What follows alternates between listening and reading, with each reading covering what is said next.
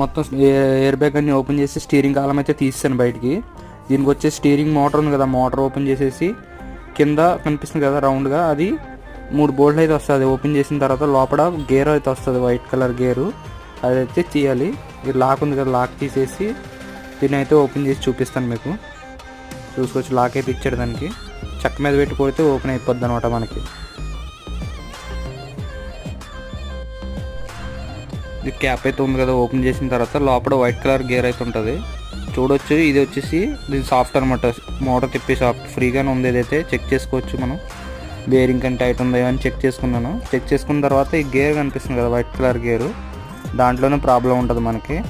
దాన్ని వచ్చేసి మనం చెక్ చేసుకోవచ్చు. ఇప్పుడు కాలం తిప్పుతున్నాను అనమాట, స్టీరింగ్ అన్లాక్ చేసి తిప్పినా కూడా బాగానే ఉంది కాలంలో. అయితే ఈ గేర్ ఉంది కదా, గేర్ దగ్గర ప్రాబ్లం ఉంటుంది మనకి.